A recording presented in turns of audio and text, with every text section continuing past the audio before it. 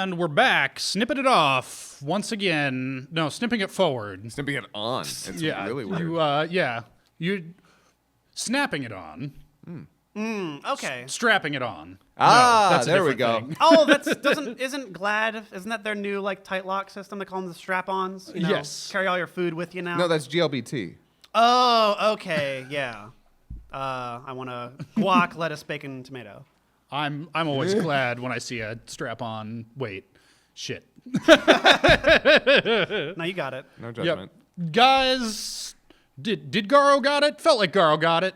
Garo got it from me. The moment we got Kung Fu Action done, I was like, yo, Yeah, that was real good. As like you said, as soon as she ripped her skirt, I was like, yes, let's go. That was really cool. that's the shit that I need from the show. I'm sorry. I need this off-the-wall, crazy action bullshit from this show. And, I mean, it wasn't necessary. I would have been fine if it was just off the wall and out of nowhere, but it was not. It's been established for a few episodes that, no, she teaches the orphans karate. That's her, or Taekwondo, or, whatever. Yeah. Yeah, she's, like, sparring with Sophie and wears her habit with her karate gi, and, it's...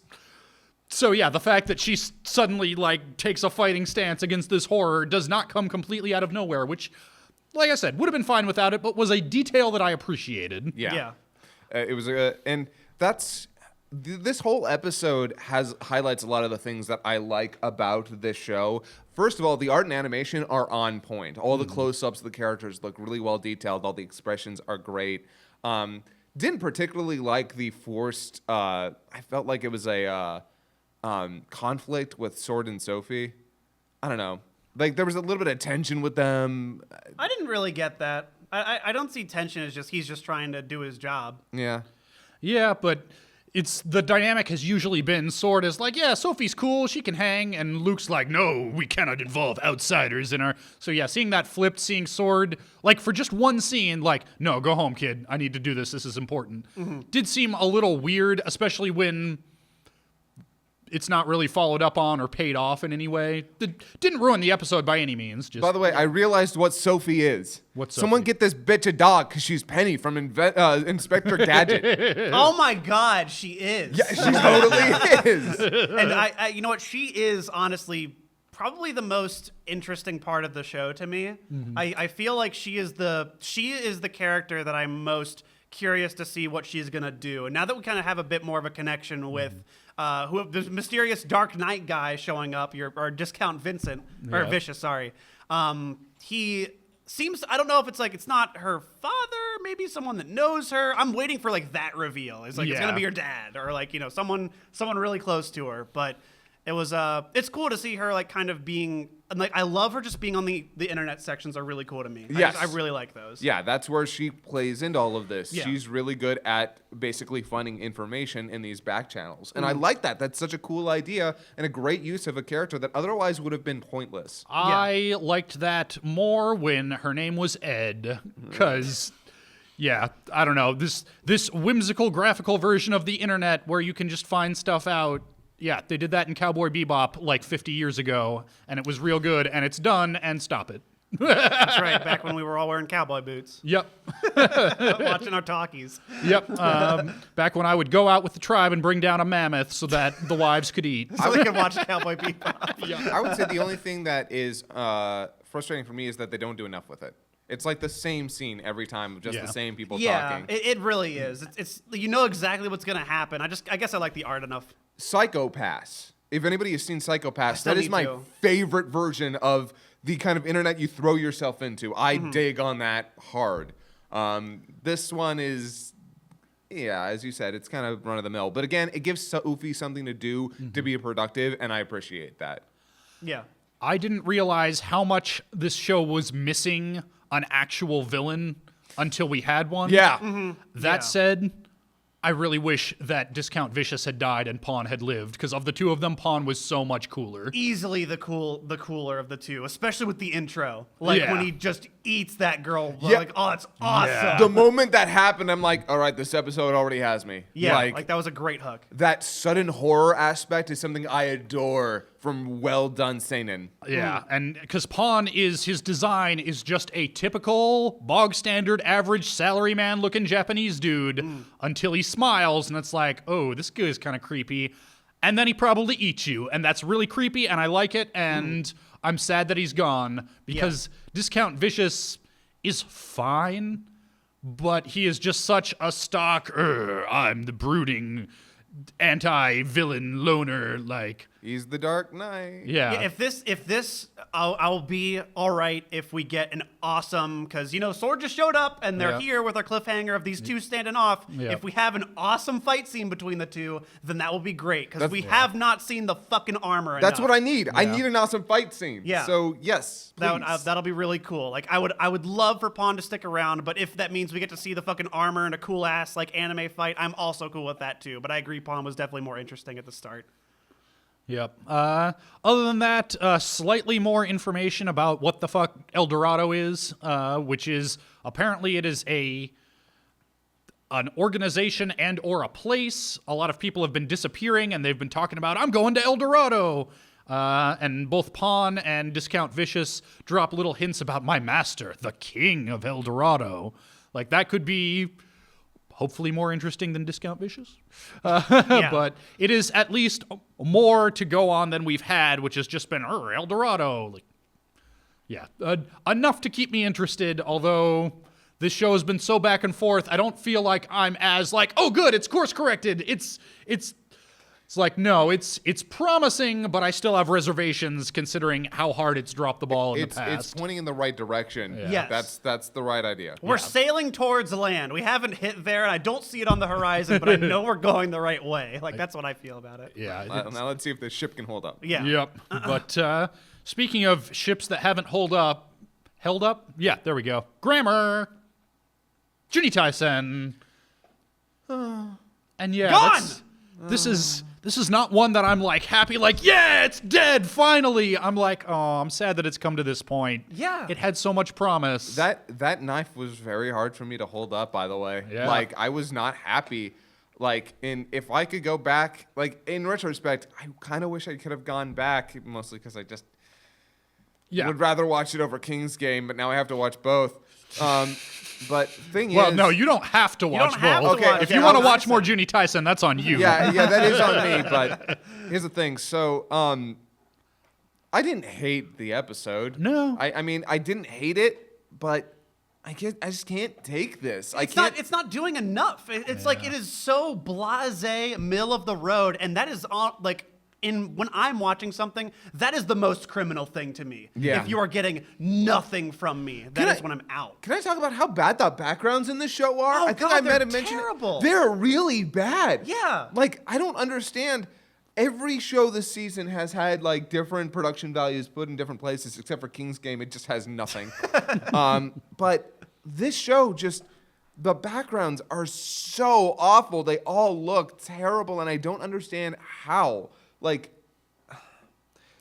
for a barren cityscape, damn, did they make it feel like the most boring place. Yeah. Like, they could have done so much cool shit with it and make it look like, here's the remnants of, wow, people were just evacuated. There's just shit left over. How did everyone leave? You could have done so much cool shit with the city being evacuated, but we have nothing. And I think it gets worse every episode. It does. And and the brothers have the worst, most boring designs. God, right? They're just so like, oh, well, there's only going to be one of us left standing. Brotherly tension. I don't fucking care. Yeah. Although I do have to admit, that scene where Rabbit takes off his head is the best scene in the entire episode because you're like, so how did this go down? Oh, shit, he just did it. Yeah. Like, they just weren't paying attention, which, by the way, how did these kids make it here? They were bumbling idiots. No, they were thieves, man. They were like, if they had been really good thieves, if that background had, like, if that fucking, what do you call it? Flashback? Flashback. I want to say backlash. If that flashback, No, that's what the show is getting from us right now. if that flashback had actually presented compelling, interesting characters, their designs wouldn't have mattered as much, and I might have been compelled.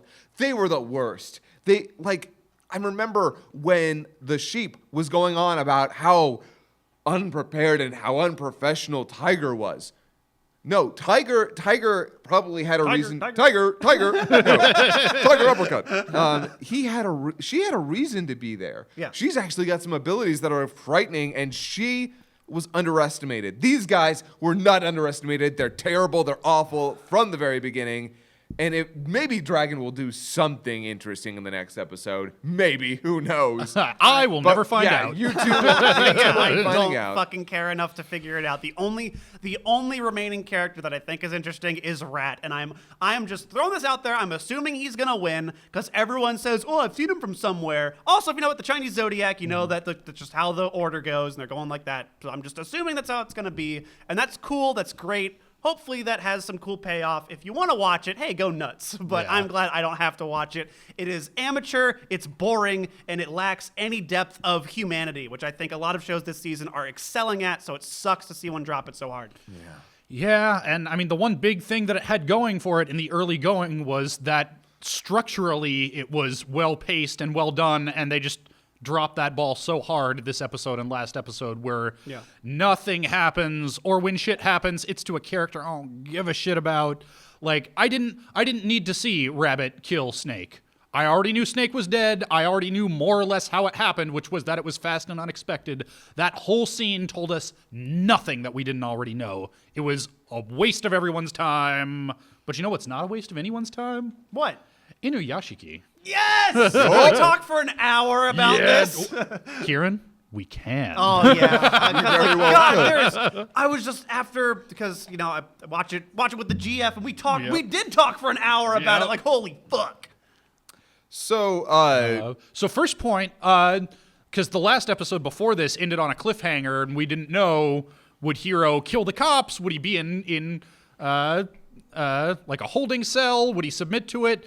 In between, he doesn't kill any of them, but he just like shakes them off and flies away. And Pubehead, who is not a funny, silly nickname that I came up with. That's what Hiro called her. That's apparently the teasing nicknames that all her classmates call her because she's got this really curly hair. That was the one piece of, that's a little coincidental, because, like, Hiro lands and Pubehead's just, like, there. It's like, oh, hey, do you need a place to crash? Well, he was bumming around for a bit because he landed and then he was walking around for a while, little scene bit. cut, different area. Yeah. So I'm just assuming he kind of wandered around for the rest of the day and ran into her. Him. But I'm glad that happened because I'm glad we revisited her because. Oh my God, that scene with her and her grandma. Oh, yeah. God, it was so, just the tension throughout this entire episode. I'm just like, any moment something terrible could happen. And geez. it's sort of interesting because I think this show is focusing, and this show is not trying to redeem Hiro. But what I think it is doing to a certain extent is trying to just make him as kind of tragic as possible in a manner. Not that he has, he brought this upon himself entirely. Oh, yeah. But there are elements to him that he cares about certain people. And he once he builds a connection with somebody, it matters to him. Yep. And that's why he's so fascinating. He's a demonstrous, horrible person. But when he builds these connections... Oh, man. Yeah, I never, because the grief that he feels when his mother dies, like that's, like, for a character that in some situations is so removed from any kind of relatable human feeling, can just seem utterly cold and robotic and inhuman. No, when his mom dies, he feels that as deeply as anybody else would. And so it is affecting. He flies up into the sky and tears are streaming down his face. And it does that thing that I'm going to continue to assume is intentional, where it is very obviously CG, where visually he looks really robotic because that's the way his CG model moves. But at the same time, the anguish on his face and those elements are juxtaposed. The show does it very well. I feel like in other shows that CG would have made me mad for some reason. And maybe it's a bias. Maybe I just love the show so much. I don't mind it that much here. And they do it really well. Yeah, they really do. The look on his face, the actor, it's just this great mixture of anguish and sorrow. And when you said feels it as deeply as anybody else, no, I wholeheartedly believe that this sociopath, this psychopath, probably felt it harder than maybe anybody else. And that it's such a good scene. Yeah. Yeah. And going back to the CG thing for a second, you know what it reminds me of is Berserk 97 does the pastel chalk still frame for certain things. Absolutely. Which you can tell is like, okay, they didn't have the budget to animate everything as completely as they probably wanted to, but they took that limitation and used it in an artistic way so that it's not a negative against the show. Yeah. I think that's a lot like what they're doing here with the CG, where, yeah, if they'd had unlimited budget, they would probably like everything to look equally fluid and good and consistent, but since they can't, they're using their limitations intelligently and turning them into a strength, and I think that's amazing. Absolutely. As you said, it plays to the kind of, you mentioned like body horror, and that is such a huge sticking point throughout this, because man, it works so well, as you said, with the CG, and again, like tangential body horror. We talked about Hero this whole time. Inuyashiki's in the episode too. Oh yeah. Is he? Yeah, but it's just like he is that brief respite of like, hey, don't worry, there's still some good people here, and like it's not all bad, I hope. Like, because the little scene with Ando plugging the USB charger into like under his fingernail, and I was like, I forgot about that. I actually forgot about that scene, and I love that scene. By the way, so I don't forget about it, and just real quick, talking about the flying scene. Yeah. Does anybody else love the way that the city looks when that happens? Oh yeah. I loved it. Yeah, I love the way that they portray Tokyo in this. It's so pretty and so original. Yeah, like they know how to make this feel like, here's Japan. Everyone's talking about real things. Here it is. Like, it conveys it in a different way. Like, it kind of had that realism. We just watched Your Name. Like, in a own way, it's really grounded, and I really appreciate that. Because again, we have this episode isn't called 2chan, and it is actively addressing the shit that everyone. It's really meta. And I really enjoy that. Can we save that discussion Absolutely, to the very end of it? yeah. But I just want to poke on that. Yeah. How well it's doing with like the realism is really good here. Also, so very interesting point, because up until now, it seems like the gun is him pointing at something and using his hand. Maybe that's not the case, because in this episode, so in a scene that, man, like this scene is bringing Horror? this scene's bringing you back to the roots of Hiro from this show. Yeah. Is when he comes in and just obliterates the entire news force, like all those paparazzi just guns them down, in a scene that is both like surreal and terrifying, when he's literally going ba-da-da-da-da-da-da-da. And I'm like, that's, on one hand, that's funny to me. I'm like, huh. And then I'm like, huh. I know, you don't know how to react. That's what I love. It's Yes. just like, oh, God. Also, the blood work. God, it's so good. Like, I usually don't like when they use kind of CG blood for things, but it looks so gross and real when it hits the wall. I'm like, So speaking of the handgun, the finger guns, there is also the point, and this is something that the show has done twice now so well, is bringing it to a point where you feel like, okay, if everything just stopped right here, then everything would be okay. He's not going to kill anymore. Yes. Like, he's not redeemed as a human being, but the threat is gone. And then immediately, like, nah, son, but it can't end like that. Yeah. The first time was when he's decided, because his mother, doesn't want him killing anymore. He says, you know what? I'm going to stop killing. I'm going to, set my mom up real nice. And in the back of your mind, like, even if the police hadn't caught him right then, I was expecting to go full Breaking Bad. Like, where's this money coming from? How you going to explain that? Like, you can't hide that forever. That would have been an interesting direction. I'm fine that it didn't go fully that way. But then here in this episode, you see he's in hiding with Pubehead and her Gram, and in the dead of night, while they're both asleep, he wakes up and he walks over to them and he points the gun at their heads. And it would have been entirely in character for him to just go like, pop, now I'm in hiding here and I don't have to. And of course, that would be a sloppy short-term solution, which again would have been entirely in character. Fitting with him, yeah. Yeah. But instead, he pulls back and he... But you don't know that because it cuts, which is how the show portrays it, which is awesome. yeah, I loved that. I was like, oh, God. Yeah, because I was just like, oh my God, did he actually do it? Because he totally could. I mean, it'd be great if he didn't. And lo and behold, he doesn't, because then we have the hard cut, like morning. And I'm like, wow, what a good fucking pace. Yeah. And so you realize, like, maybe maybe this can just be okay and he doesn't have to be a murderer anymore. And like, yeah, that doesn't excuse all the things that he's done, but at least if it means nobody else has to die. But of course, that's not the kind of show this is. Yeah. That wouldn't actually be satisfying to anybody. And you know, like, yeah, something's going to happen to his mom. That is his one, like, his strongest tie to humanity. Absolutely. And when it's erased, before he does anything, you know, oh, shit's going to get real bad now. Yeah. I can't remember. Did he gun down the paparazzi before or after her death? After. Okay, yeah. Because they were interviewing the dad. Yeah. Yeah. And then, because notice, like, that's the really interesting thing about him. And just kind of Hiro, like, we can talk about this more in general, but just he does form those connections. And I feel like he is a person who acts on those intrusive thoughts. Like, everything that people have thought at one point or another, if I could just do this thing, if I had this power, I could totally do this. Everyone goes, no, I shouldn't do that. But he doesn't have that, like, second thought. He just kind of goes with it.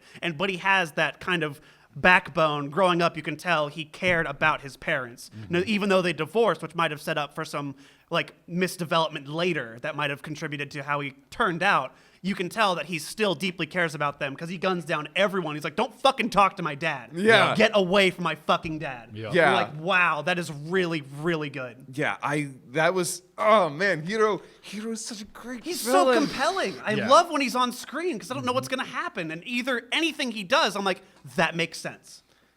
Yep. So, anything else we want to talk about before we move on to that last scene? I think we've been kind of dancing Yeah, around it. yeah. I There's think so much to talk about. This is the there. time because, oh, bro. Yeah. So In our line of work, there's a lot of shit to talk There's about. a lot to Yes, exactly.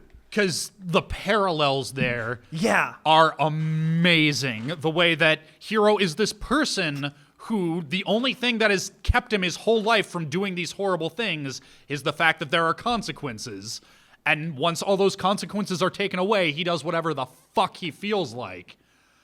And now he is going after these two Chan people. Is it Chan or Chan? You can call it Chan. Either way. Okay. Because it's Chu Channel. It's so, channel, but they say Chan. Yeah, Okay. that's how they would pronounce it. But us saying Chu Chan, but it is it's like channel. anime. Both are right, but in English, you'd probably just say anime. Okay. But regardless, yeah, these trolly internet assholes who do live in a world where they are anonymous and there are no consequences for anything they say. Yep. And so they go to the most horrible places. And I felt so conflicted I here. know. And you were supposed to. Yeah, oh yeah, Yeah, absolutely. Yeah, because none of what Hiro did was acceptable. But considering that we have 2.8 million people on the Team 4-Star account, I have been the closest to all the different comments that we've gotten. And some people, like, by and large, you have to just learn to let it go. You have to learn to let it roll off your back. So most of the people say, like, on 4chan and stuff like that, whatever. I don't care if they have anything negative to say about me because by and large, they probably don't matter in my long run. Yeah.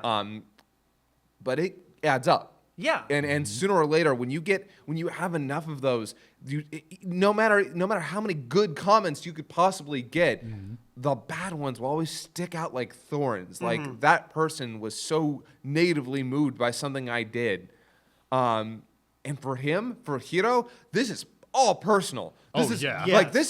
this isn't just a bunch of fans like, man, your show sucks. No, this is your mom should kill herself. And then she does. And then she does. And they double down hard on that. Yeah, nobody's, or at least the comments he's reading are not saying, oh my god, guys, we did a horrible thing. No, they We don't give should-" a fuck. Yeah. I do wish that one or two people would have been a little bit like, because there are usually some people who are like, yeah, whatever, Yeah. dude, you're fucking try hard, hardcore. Oh, look at me, I'm dark, whatever. Yeah. No, like, But- well, and here's the thing: the people who do have those second thoughts, with exceptions, they typically aren't the ones who then log back in and say, "Guys, we need to rethink our lives." They're the people who just say to themselves, "I've let this toxic environment get to me. I need to log off. yeah, I need to." that's also true. After a Yeah. certain amount of point, those probably, and I think that actually happened with a lot of different things like 4chan. By and large, now all the people that are left are just the people who are kind of toxic. Yep. Except for certain channels, but yeah.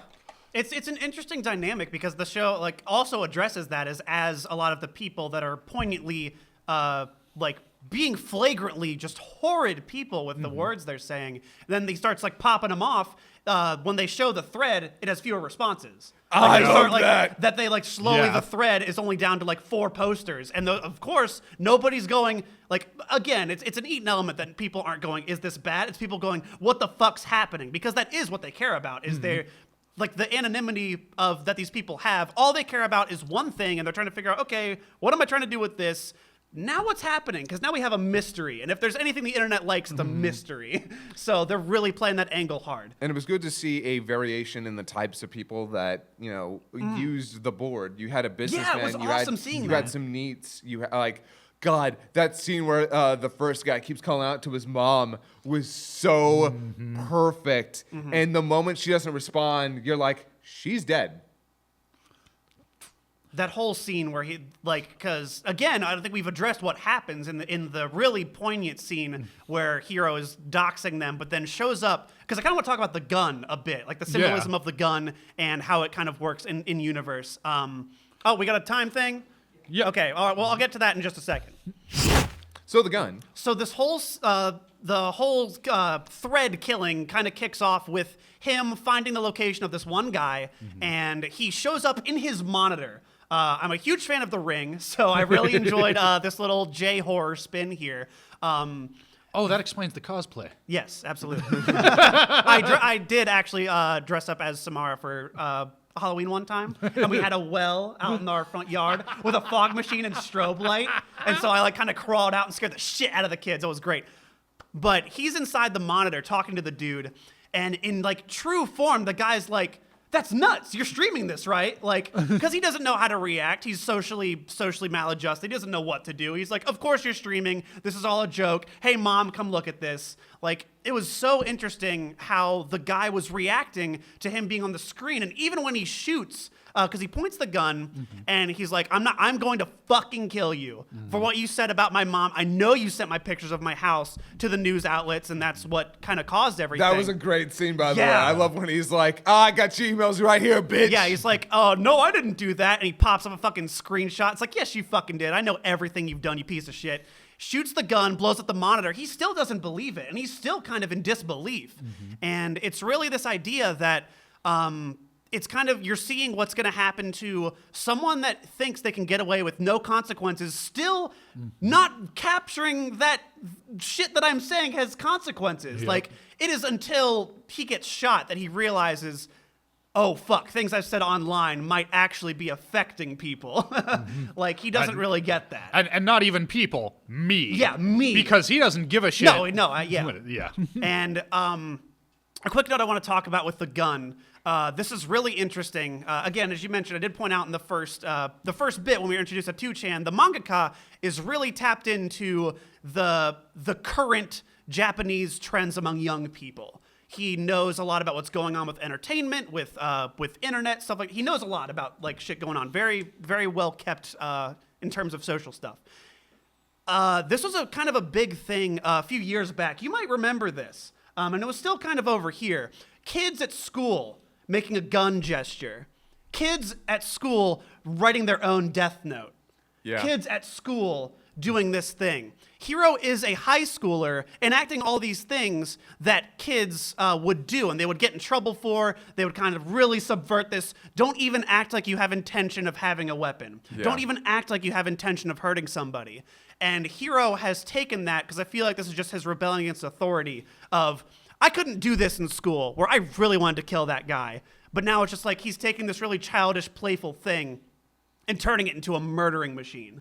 And it's really jarring seeing someone with this innocent, I'm getting Majin Buu vibes sometimes. No, like it's this that's playful innocence, but crazy chaos. Yeah, because again, he lacks any form of empathy with other people, except for the people he builds connections with, because they matter to him. Their happiness matters to him. Again, what happens with his friend, dang it. Ando. Yeah. What happens with Ando, I think, was the most telling bit of Hiro's character, is that even if someone breaks that connection with him, he will still, like, okay, well, that person still matters, because if they matter to me then, they still matter now. So, yeah, it's he's so.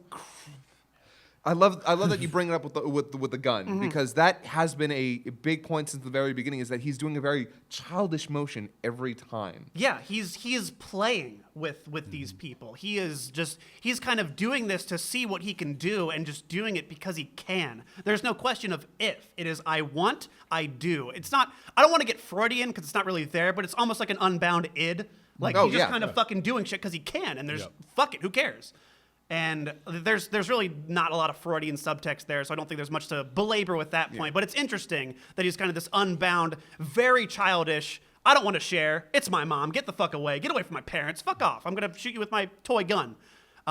Interestingly enough, I like in-universe here that I think the gun is a 4-dimensional gun, and that's really cool to me. Because you don't see it in 3D space, but its projectile manifests. And we did get that tip in the summary that they are extra-dimensional beings that give them this power. So I'm assuming he has, in another higher dimension, some alien gun that is shooting down that he can do. Because he's shooting through phones, through TVs, through fucking anything. And it's really, really neat how they're doing it. Yeah. At first, you assume that it's some sort of projectile that you just can't see. And then, no, his image is showing up at in the monitor, and whatever is shooting out is coming from the monitor.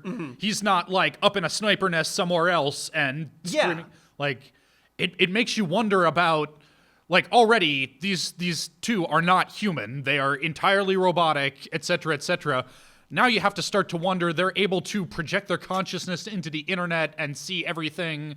In the little Inuyashiki scene, he like turns his finger into a USB thing and just I love how mundane it is, too. In order to be able to make phone calls with his mind, he needs to make a USB plug it with his finger, plug it into his phone, and do a ROM dump of his phone's operating system. Which is so good. Yeah. I love that Ando's like, no, I can hook you up, old man. I love that he's just like, oh, how do I do this? Like, my phone number? Because he's an old dude. And it makes me wonder, like, where is their consciousness now? Like, is it actually tied to this robotic body? Or could, if that body was destroyed, could they just live on in the internet?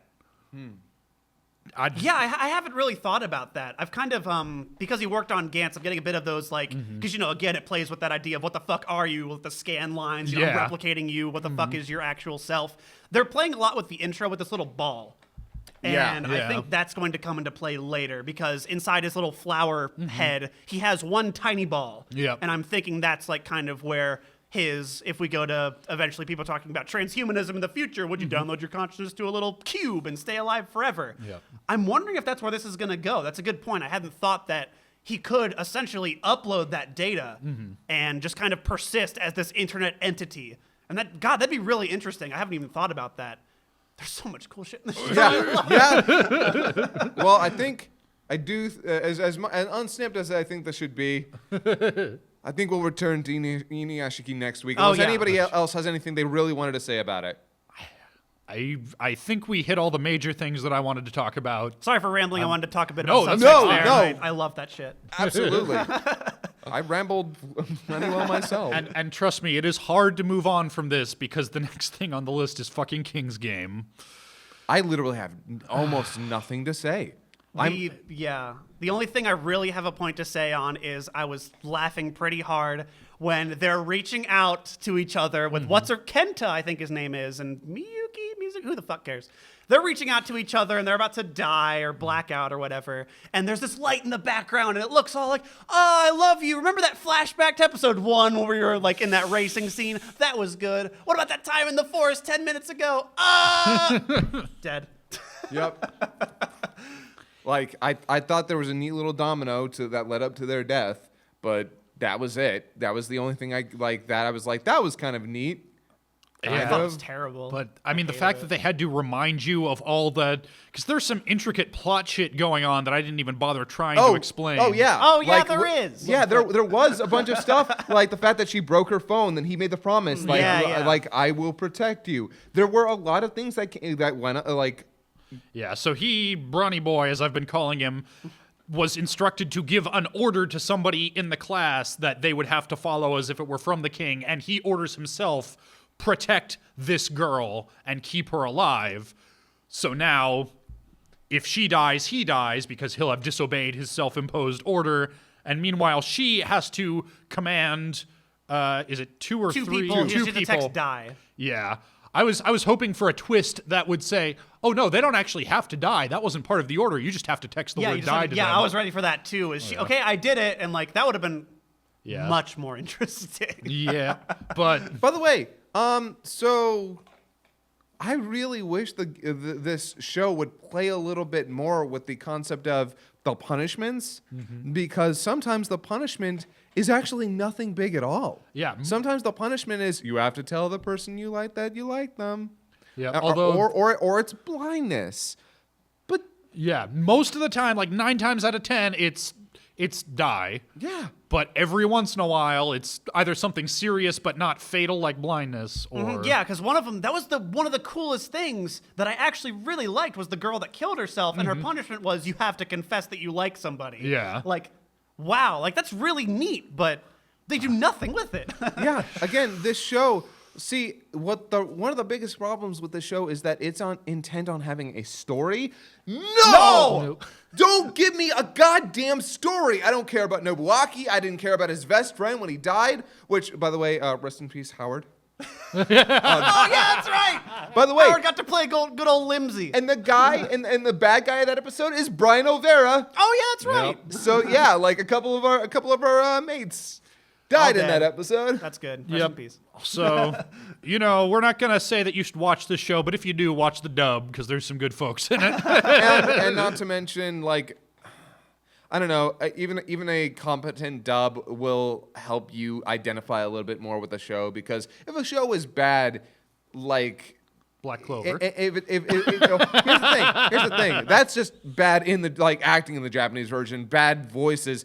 King's Game is like whatever. Yeah. But if you're But the show is bad. yeah, Yes. the show is bad. But if you're watching it in English, at least you'll be able to identify a degree more.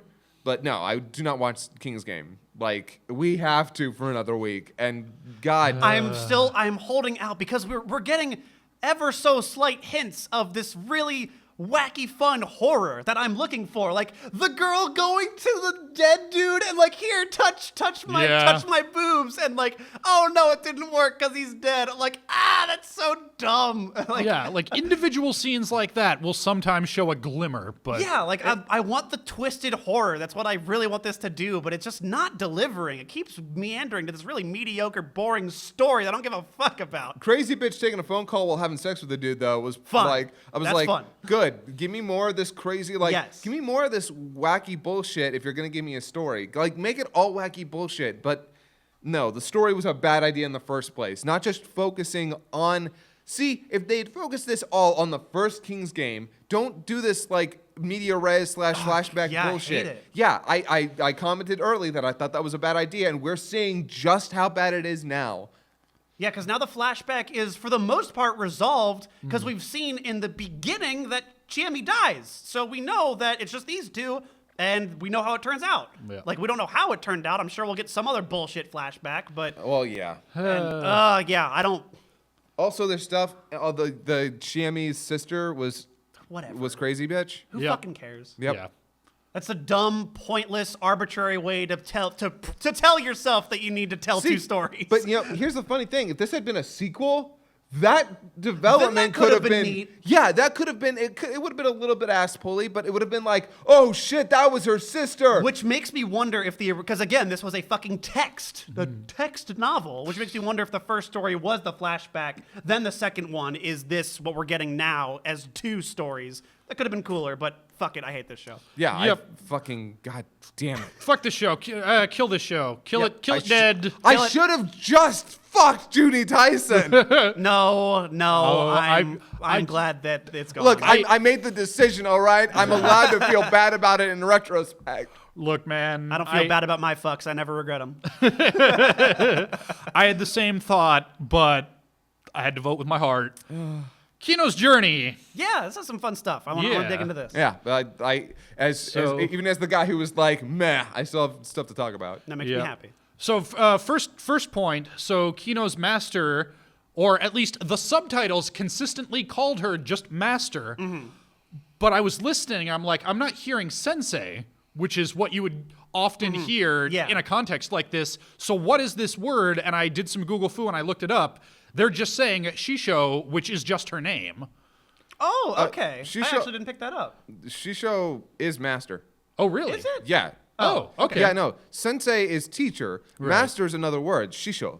Oh, okay. Yeah. Okay. I Yeah. know off the top of my head. When I was searching for Kino's journey and then trying to phonetically, it's spelled differently than I thought it was. But what came up was just a Kino's journey wiki, and the character is just called Shisho. That but I makes guess sense that's, too. If characters can be named master in fiction. Yeah, that makes sense to me. Yeah. No, that makes perfect sense. Yeah, at least I am 99% sure because I'm remembering Full Metal Alchemist, and I remember them calling their teacher Shisho. Okay. Oh, okay. That I could totally see that. I don't know it off the top of my head, but I Man, could believe I it. wish my Japanese were just a little bit better. It's I good do enough. too. It's good enough for me to get by most of the time. But then you have words like that. I'm like, I'm pretty sure that means master.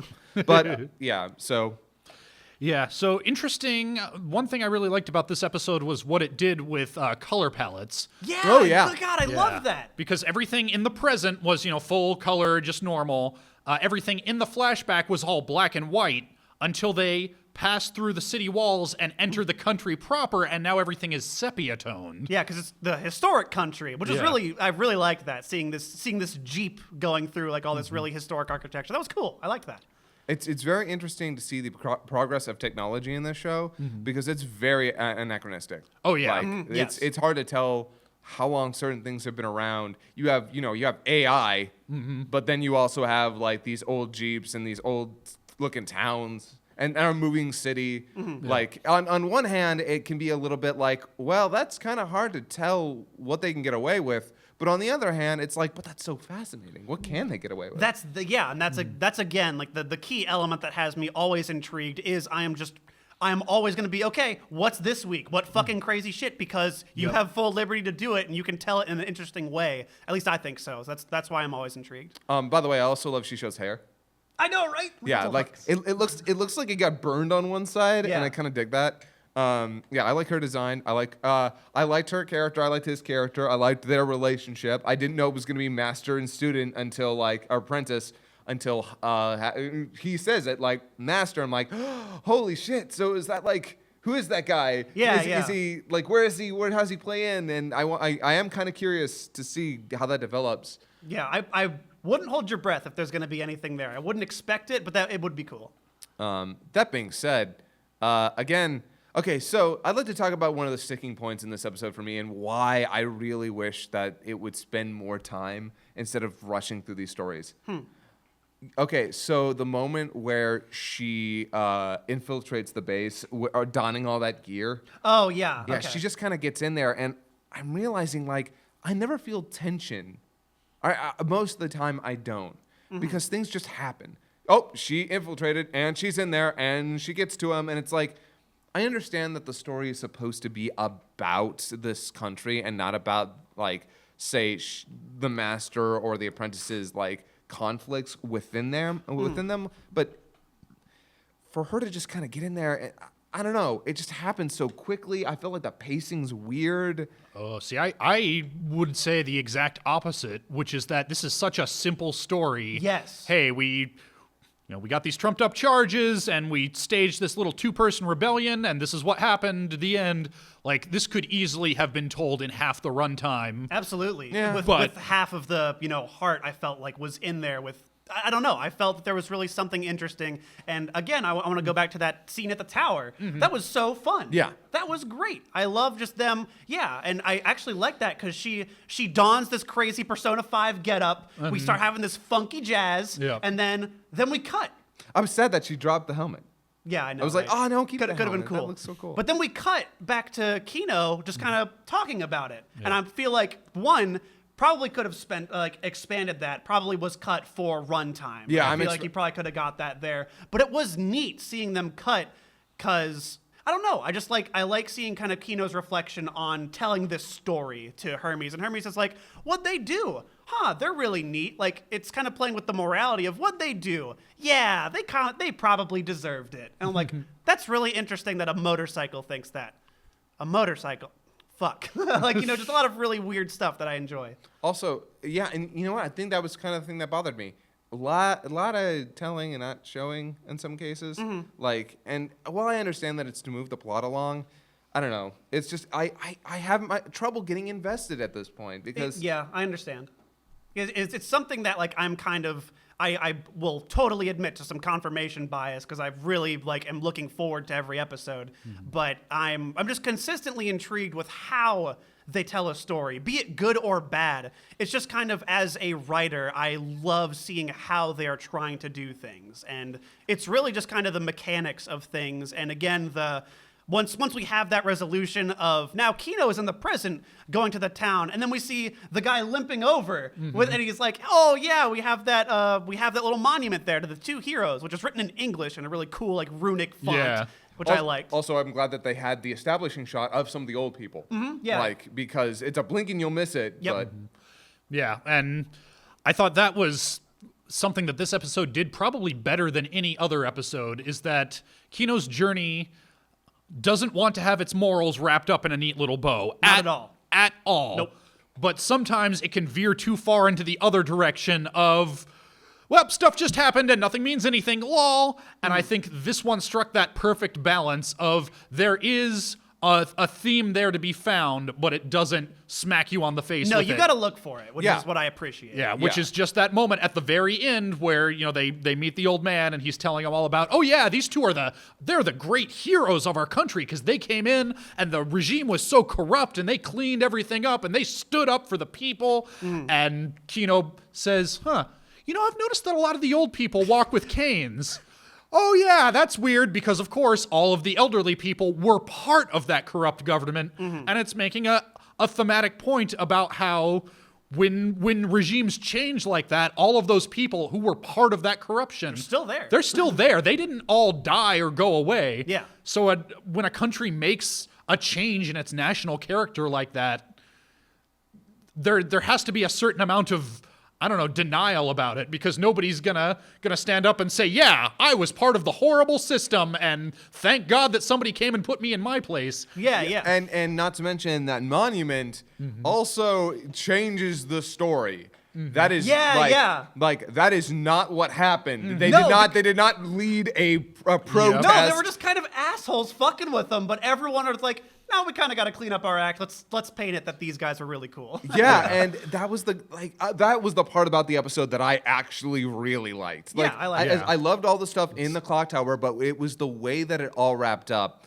where we're going to change the story of how this went, but we're going to acknowledge our faults and we're going to acknowledge these people for what they did. But we don't want to really promote people getting up into clock towers and shooting people. Maybe that's not. Let's leave that part out. It's the lie that you tell until it becomes the truth. Yes. Yeah. know, we're just going to kind of rewrite history. A Which bit. is like the factual elements of what happened may be wrong, but it's the story we tell ourselves in order to become what we want to be. Which is why I like Hermes. Like, they're optimistic. That's good. I think you need that. I think you need that sometimes. I'm like, let's call that optimism. Yeah, and like that's again, that's just an element I really enjoy about this. Is it will, as you said, it's like it is kind of this chaotic neutral thing of it's like a parable. All they're total like fables. They're all super simple stories, but what it does with them is what I really really enjoy. I'm glad we got such a cool dynamic here. That was fun. Yeah. So, recovery of an MMO junkie. Speaking of cool dynamics, this is cool dynamics between characters of the show. Yo, this episode is crazy for a lot of reasons. Absolutely. I remember we were talking about, is Koi Y going to turn out to be a player? Yeah. No. Nope, but we got to have our cake and eat it too, because now they he is played with that, and I love it. Now he is all up in the game, but without that extra layer of coincidence of turns out he was in the guild all along too. Like, no. Yeah, Yeah, I'm actually glad about that, by the way. Like, there was that part of me that was like, that's a step too far. And while it would be cute, I don't necessarily need nor want that. So him getting involved in the game is also something I didn't need, and I'm kind of nebulous on whether or not I wanted. But the way they're doing it's really funny. So Yeah, I'm liking what they've set up for. I was actually hoping this to be a one and done thing. Like, hey, I'm just gonna show up and then we're gonna do a quest and hey, that was fun. Bye. Like, I'm actually surprised that they just kind of left it on that cliffhanger of, oh fuck, Sakurai's coming too. And so, I don't know. We'll see where that goes. I was kind of hoping it would wrap that up because I'm still a little torn on Koiwai being involved in the game. Yeah. But it does make sense as someone who I think is definitely interested in her, who wants to just kind of, hey, you like games, right? You want to play this MMO with me? Let's do it. I like that. Well, and of course, running with his MO so far, the first thing he does once he's got her in there and now they're playing together is, hey, you know what? You know who would love this? Hey, Sakura-chan, come on in here. Yeah. I would be not at all surprised if next episode they do finish that quest, and now that he has accomplished his goal of, okay, I've gotten these two into a, this time, virtual room together. Hey, I'm going to peace out, but you guys, you keep having fun. Yeah. Yeah, I haven't thought that far ahead, but I could totally see that going there. Yeah. One thing that, speaking of feeling two ways about something, so the character who is now Morioka's alt character, Molly, she looks actually like about a halfway step in between Morioka herself and her Hayashi. main character, Hayashi. Blue hair like Hayashi, but long, a woman. This character has been in the opening for the entire thing. I was so curious. I'm like, where is she gonna fit in? See, I always assumed that, because design-wise, it's pretty obvious that she is that half step between Morioka's physical appearance and her virtual persona. I was sort of hoping that would never be explained or acknowledged in universe, that this was just like her ideal ego, if she could take her, bifurcated identity and actually merge them into a persona that she could be happy with. It still definitely fits that symbolic layer, but it turns out that's also just her alt, which on the one hand is like, I think dealing with alt characters now and all of the crazy hijinks, like, that's cool. I sort of liked when this character design just existed on that symbolic level, though. Yeah, so as much as I love this show, and I continue to love this show and had a lot of good things to say about the show, a lot of this stuff concerns me. Like, remember when you were talking about the whole thing with multiple people using one account, and you were like, I don't want that confusion. This is that, oh, great. Now she has to juggle using Hayashi and Molly. I don't like it. Like, to be completely honest, it complicates things a lot, which we needed complications. You can't have a story without conflicts, but there's a part of me that just hopes that this doesn't get dragged out for too long, because I don't want a simple story, but I also don't want things that are, I don't know.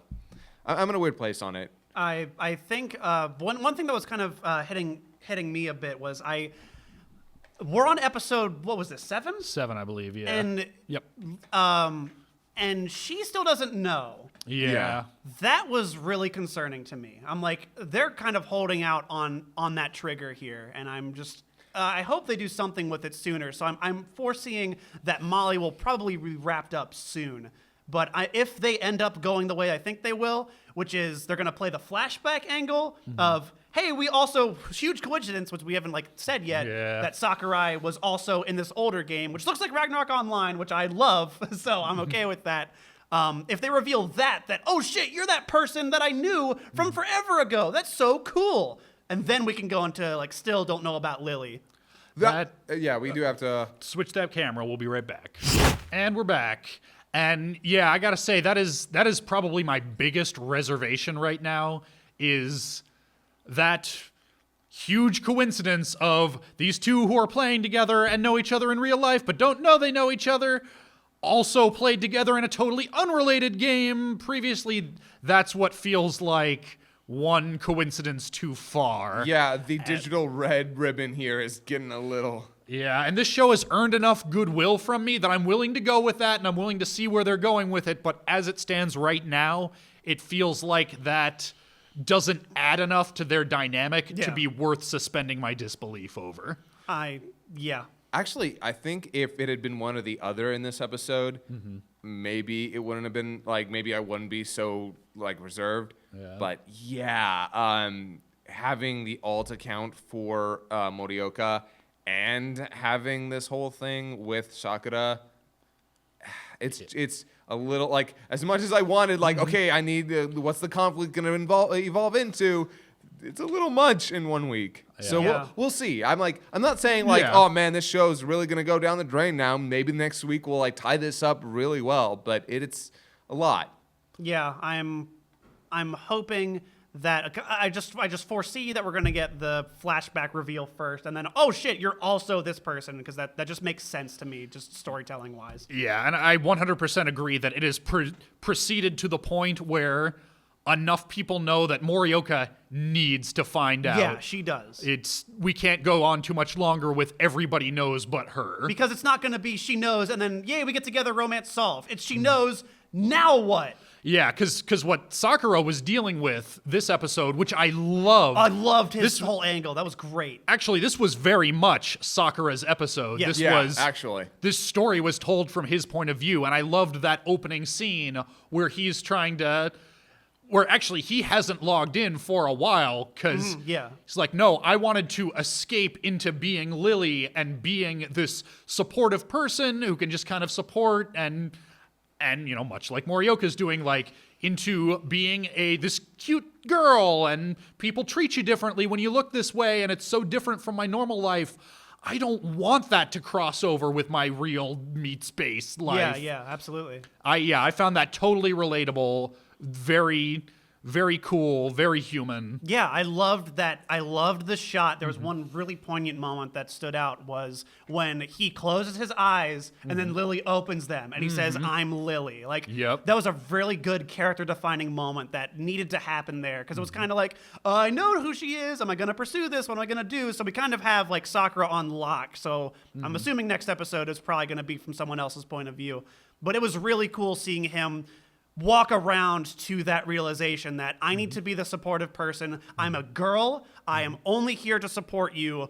That's who I am right now. And that was really interesting. So I'm curious if they make an alt, what's it gonna be? So awesome moment with Sakura there. Yeah. Yeah, and that was very much the big like episode ending. Oh, Sakura-chan's coming in, and I don't think they definitively established it, but they hinted very heavily that, oh, he has also rolled an alt. Yes. So we've got, and actually that whole juggling alts thing, that as the person who had the problem with, no, can't have characters logging in as other characters, that's too confusing. I didn't have a problem with the juggling alt because the problem that I had is that those were tertiary characters that I Yes. didn't know or care about, and I was already having trouble keeping track of. Here, it is two of our three primary characters that I'm invested in and I care about, and I am more than willing to spend the extra mental energy to keep track of that if it tells me something interesting about these characters I care about. Yeah. All right.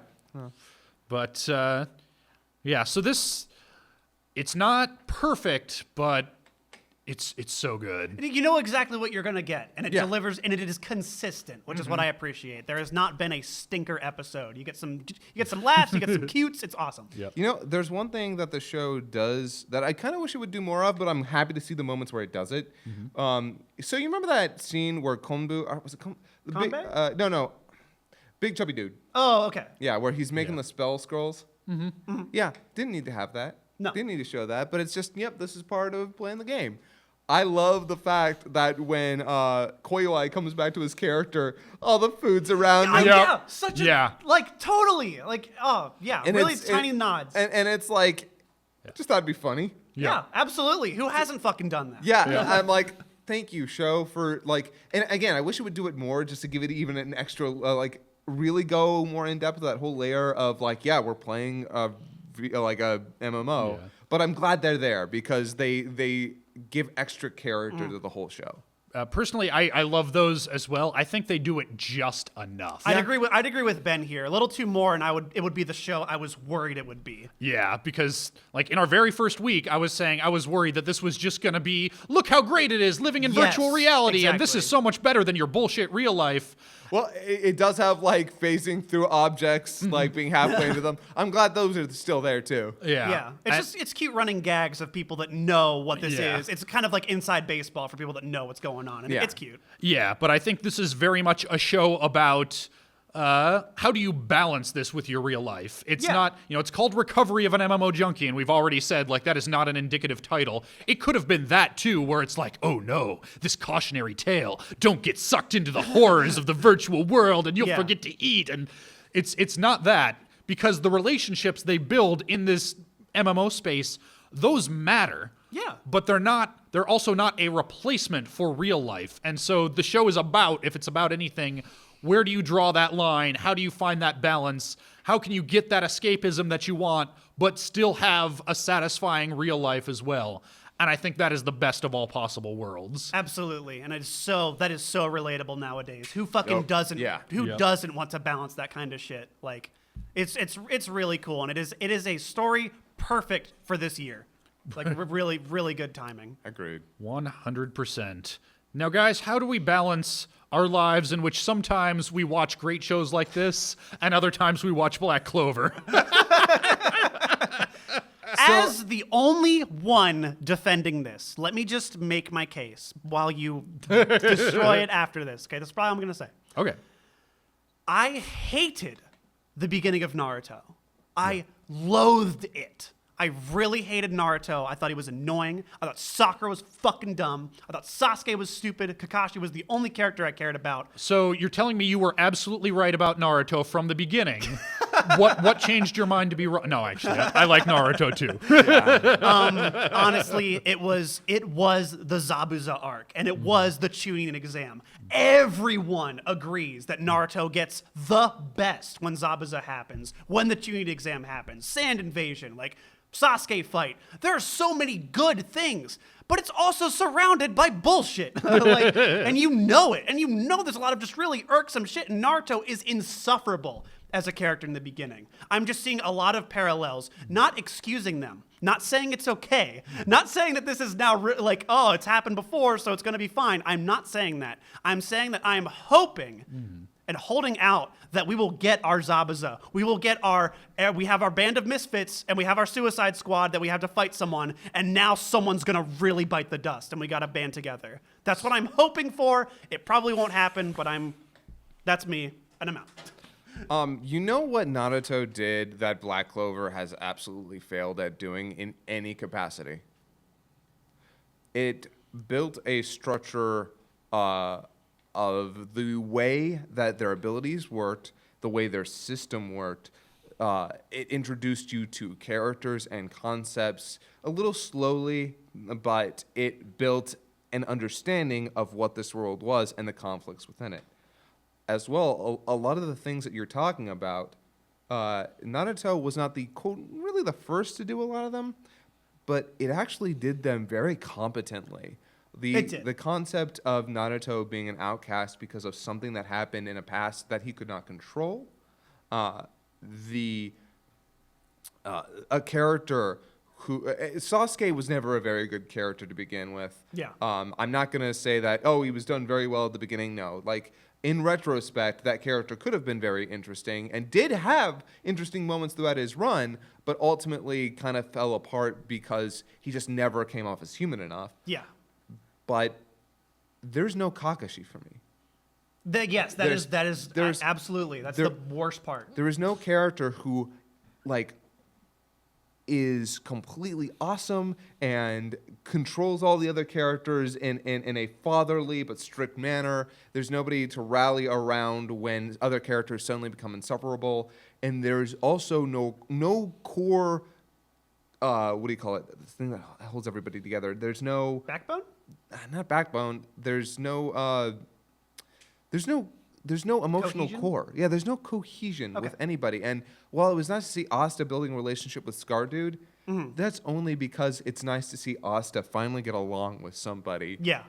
And that was the moment that I liked, giving this episode its due. That was the moment that I liked Asta the most in this episode. Yes. Was when Scarboy shows him his room and is kind of like, outwardly coarse the way they often tend to be, like, your room's kind of small and shitty because you're the newbie, but, my room's bigger, and if you work hard, maybe someday you can, like, kind of giving him some shit, but in a friendly way.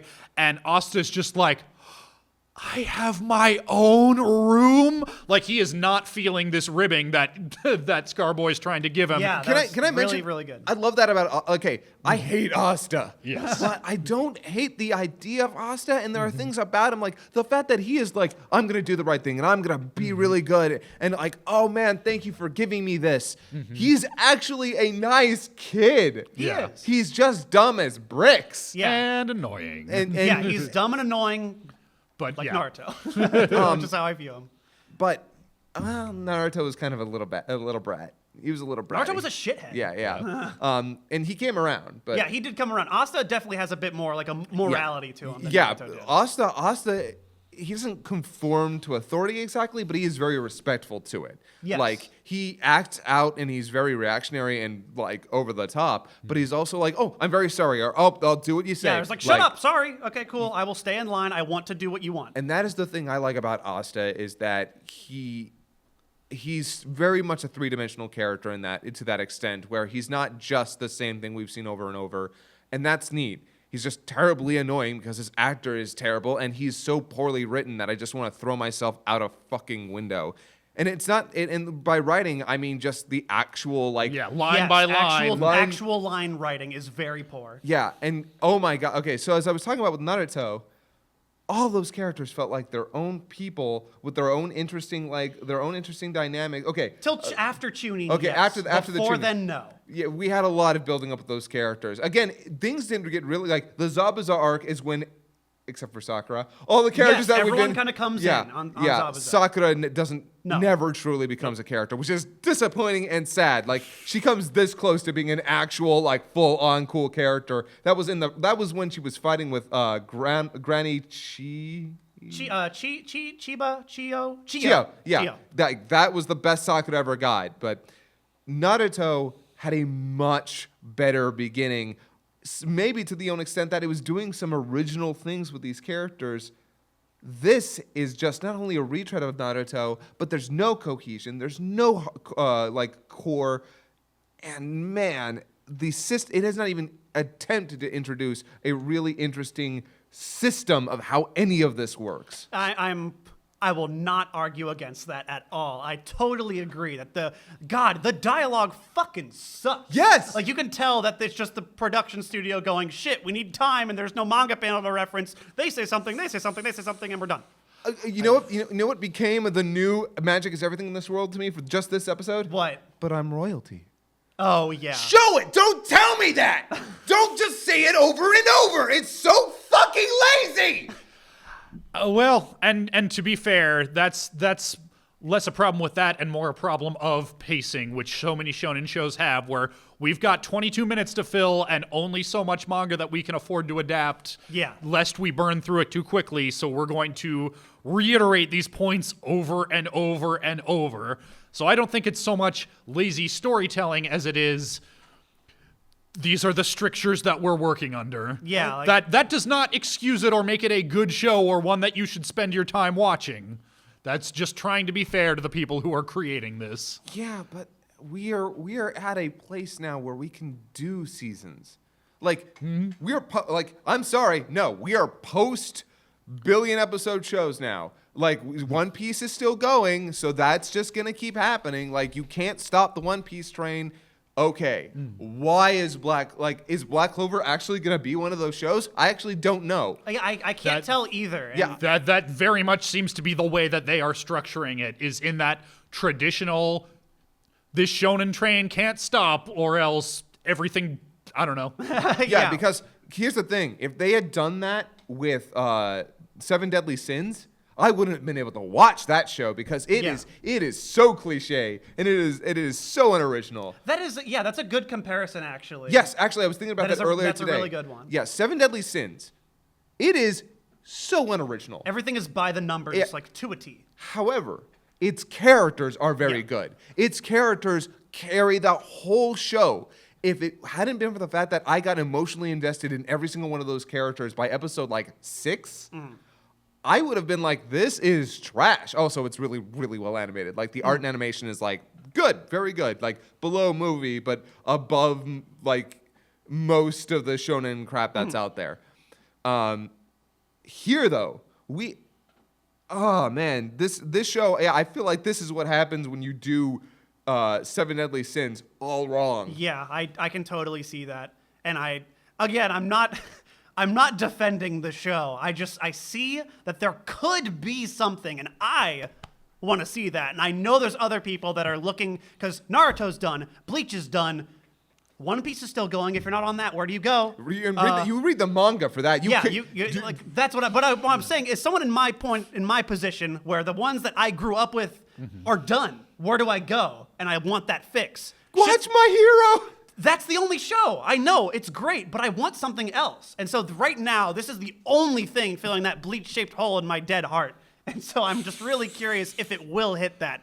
I'm not expecting it to, but it's mostly just out of morbid curiosity at this point. Yeah, I mean, I voted kill. I would, like, both Juni Taisen and King's Game, I was perfectly happy to see on the wheel in place of this. Once those are both gone... Yeah, I mean, I will run out of excuses if everything terrible's gone. But on the other hand, that hinges on anything finally putting a nail in fucking King's Game. But I mean, who knows? It came back from the dead once. Maybe next week we'll say. Next week we have some crazy shit. Sure, time travel. Shit, shock me. I want to kill Black Clover because I want to put that beast down. I want to take the big shonen action show for this season and be like, no, get out of here. I mean, I'll be transparent about that. I'm not going to be like back here like, no, I'll mastermind this. I'll make sure it's dead sooner or later. No, I want it dead, and I want it dead so bad. And because I think it is that bad, it's pretty bad. Also, before we move off of it, I cannot believe they literally recycled the same thing that happened with Asta the episode beforehand.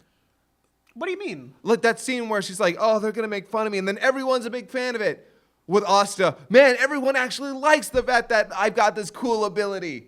Literally, they did it twice in a row, where they changed the expectations of the character, and they're actually super big fans of it.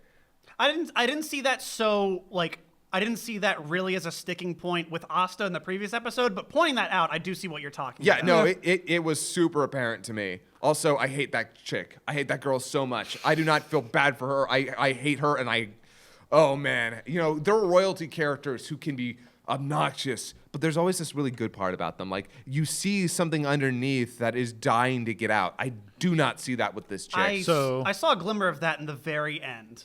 I'm hoping it goes more in that direction. So you're saying you would like to move on from worst waifu to best waifu? Let's go to best waifu. Okay, so recovery of an MMO Junkie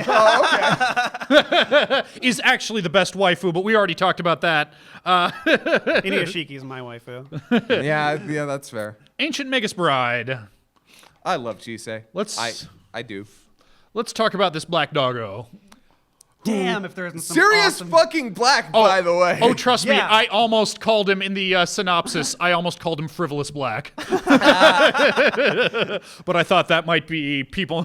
Not everybody might get it, and I like my jokes. I try to go for clarity above joke when it's in conflict at all. Yeah, sometimes you only remember a character by their joke, so that is the clarity. Exactly. So that's totally fine. As I mentioned at the my little when I was giving my summation, I love that we're seeing a brief moment of humanity here. Mm-hmm. We see them stumbling onto a crime scene, and Shisei has to deal with the very human response of "Don't look."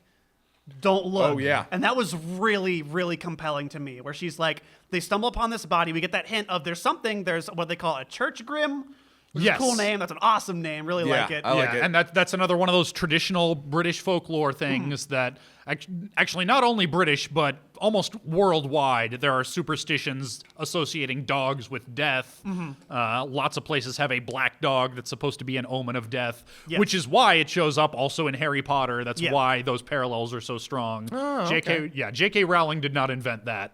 Oh no, I love how much kind of the European British folklore we're getting in here, and you do see a lot of that in Harry Potter. Like when she's making the potion, she's got the mandrake, she's got all this other fun little stuff. They're talking about familiars, all this really fun shit. Which, by the way, I just love the fact that it's you made it too strong now with the sleeping potion. It's I know, that's great. That's so cute. I like that. Yeah. And then they brought that Chekhov's gun back. That's how she takes down Alice when she's acting threatening as she just, boom, potion in your face, bitch, now you're asleep. Yeah, as soon as that was happening, I'm like, she has the potion, do something. Yeah. That was some good shit. Yeah.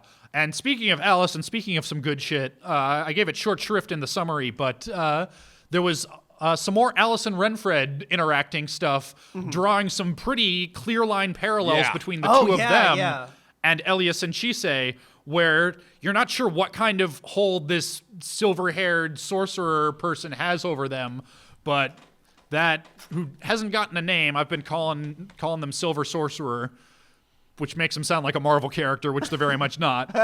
But by the way, yeah, a dude. They do say he, boy. Okay. They have mentioned that it's a guy. But yeah, he is threatening them somehow, and Renfred is telling Alice, "Hey, don't worry. A master should look after his apprentice. I've got a plan. I'm gonna handle this." In very much the same way that Elias is telling Chisei, like, "Hey, I know that sleigh beggies is the term that they use for people with Chisei's powers. You know, they usually don't live long. I'm gonna find a solution to that. Trust me, I got this. I'm gonna protect you." Got a little bit of a stopgap with the ring for now. Yeah. I appreciated what's her face, like, because I didn't like episode 2 a lot, but they're like, hey, here's the ring that one girl made. I'm like, oh, that's cool. Okay, bring her back, make her important. That's neat. I like the letter. Is like, wear this on your right middle finger. It will guide your path. But you're not ready for that left ring finger. Yeah. I was like, that was really cute. Yeah. I appreciated that. It's good to see. I like the fact that the doll, as they call her, she's not outwardly aggressive towards Chisei, but you can see that there's a bit of like, okay, bitch, handle yourself with Elias. It's very subtle, but you can tell that she's probably very protective of Elias. And just in that letter, it's like, cool, some of that's coming through. But yeah, I like Renfred and Alice. I like them a lot. I'm glad that they're here. They're offering. I wasn't sure how I felt about Alice at first being such a clear parallel to Chisei. But it works thematically here as this person who, instead of like Chisei where she lost hope, it seems like Alice is aggressive about it. Like she's like very proactive, but she's also impetuous. And it's great. I love that line that won me over for Alice was after she wakes up, after Chisei's throw the sleeping potion, she gets everyone like by this camp, then she wakes up, and when she goes, they start talking a bit back and forth about Chisei asks her about like, what's your relationship with your master? Like, you know, not in those terms, but that's basically what it is. Like, hey, how's your life going with your master? And then she's like, do you love him? And she instantly goes, of course I do. And I was like, I was not expecting that response. That's really cool. And she's got that fervor in her, and it's a kind of a neat parallel because Chisei is a bit more reserved. Like, oh, am I being held for this? But if his purpose is altruistic, then I guess it's okay. I don't have anywhere to go. That's all right. Whereas Alice is like, I want this. And it's really cool seeing them draw those comparisons between the two relationships. Absolutely. Yeah, I really appreciated that. I would like it if Chisei's relationship to Elias could grow to be less dependent, because every time it comes up, it does come back to, I had nothing else, I had nowhere else to go, and it's like, okay, that can do for a beginning to a relationship. It's not a good basis for an ongoing healthy relationship. But they're already taking steps to build that. Yeah. Like, they're they clear are. and they're present. She's learning magic and shit. Well, Yeah. I think we'll get there. Yeah, her learning the magic in the first place, and again, was something I really liked in this episode. I think we're definitely already seeing those steps taken. I don't need them to rush it now, because I can already feel like they're taking the necessary, actions to make her not only more independent, but also enjoying the things that she's doing and finding purpose in them. Yeah, that scene in the graveyard is like, just because she carried that on her own, which I really appreciated. By the way, I'm glad it was so neat to get Ko from Avatar back in here. That was like Right in my notes. Yeah, except instead of making any emotion, it was answering any questions. Although it was kind of interesting because it seemed like, can that thing attack her regardless? Like, or does it need her to respond? Because it seemed like it was about to attack her. Yeah, if there's a dropped ball in this episode, it's that thing has such a cool design that the fact that there is it's just gone. There's no at least as far as we've seen, no particular backstory or purpose, or it's just kind of there as a threat for one scene and then it's gone. Yeah. Yeah, just British Miyazaki inkling in there, just showing up. Yeah. Speaking of things that were really cool and should have been revisited and never were, Ko the Face Stealer. Dude, right? I swore Koro was going to do something with that. Yeah, whole season about spirits, no Ko the Face Stealer. I really need to stay close. Yeah, I thought they were going to do something with that. And anyway, but yeah, that Avatar, really good series. Korra, skip season 2. So, yeah, Magus Bride. Man, I'm so happy to see this show continuously get better. As I said in the previous segment, episode per episode, just improvement after improvement. Yeah. If one, like, I'll sum up my thoughts here. I loved Elias's fucking transformation. Holy fuck, that was amazing. His mouth opening, no sound coming out, nothing. just that. Complete silence. Like I love what this show does with sound design. I love the backgrounds. I love how it punctuates all these fucking moments with something keyword for this entire show. This whole show I sum up in one adjective, and that's entrancing. Every time I watch this show, I am pulled in, and I'm like, what do you fucking have? What magical shit am I going to go on now? And it is just so interesting seeing how they play with magic and just kind of setting things up to come back later. And they're really paying off some thematic elements here that we've seen set up of what the fuck is Elias. Now we're getting that, oh, you want to know what he is? Let's fucking see this crazy monster. Like, oh, geez. I really liked this. I'm glad it's halfway into this, what I think might be season. I'm thinking so. Yeah. And we're getting the signal. We'll be right back. And we're back, and it feels like we're about wrapping up. I will say that the other thing that I appreciate about the last few episodes, actually, is at the end of episode 2, they ended the episode on a cliffhanger. Oh, she got kidnapped by somebody with dragons. That's then totally deflated when there's no actual danger. But since then, they've been really consistent. When they end on a cliffhanger like that, there's some actual danger involved, and it's been a good cliffhanger. That's something that structurally I always appreciate. And I think this was another episode that ends on that perfect, like, oh shit, what's going to happen next? And I'm really looking forward to seeing that paid off next week. Yeah, I think the first time when it happened was okay because it introduced into the character and a lot of cool concepts. But yeah, it is good that since then, no, they have actually been like, oh, okay, so actual shit's going down. Yeah, I think that's something where you can easily lose the audience's trust if you fake that out one too many times. And I'm glad that other than that one, what I would consider a dropped ball, they've been very consistent with it. Yeah, absolutely. Again, this is a show that I did not like it at the beginning. I think I gave it the kill. Was it for 3 episodes? No, because it was the first 3, right? Yeah. Everything except for episode 3 is what saved it for me. I was like, episode 3 is what I want to see more of. And ever since then, it hasn't hit an emotional note like that for me yet, but it is developing and coming through with a lot of the shit it's promised. And it's really cool to see develop. I just realized something. This whole first arc could have been a movie. It could have, but I think it would have lost something because it probably you're right, but I could totally have seen them if this were 15 years ago.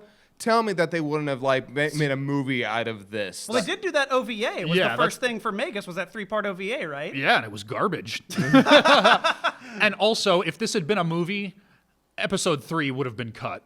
I know! Because there would have been no place for it in a movie structure. Yeah. But it gave us so much. It is the reason why Kieran wanted to keep going with it. Yes, absolutely. So yeah, I think something valuable would have been lost if it had been tried to translate into that structure. Episode 3 was the one with the dragons. The dragons. Yes, They would have kept that. That was a huge moment. That's the point, is that it is a entirely self-contained episode that gave us so much about these characters that did not fit doesn't anywhere. Contribute to anything. You can totally axe it, but I am so thankful they didn't. Yeah, like the City of Cats stuff was a contained 2-part episode that told a story with a beginning, middle, and end, but also set up so much more for later. Yeah, the sorcerers are there. You need that would have been so awkward to try to shoehorn into a 3-act movie. No, I think structurally it is almost perfect the way it is. Yeah, I mean, I'm happy that it's a show, much more than I would have been if it were a movie.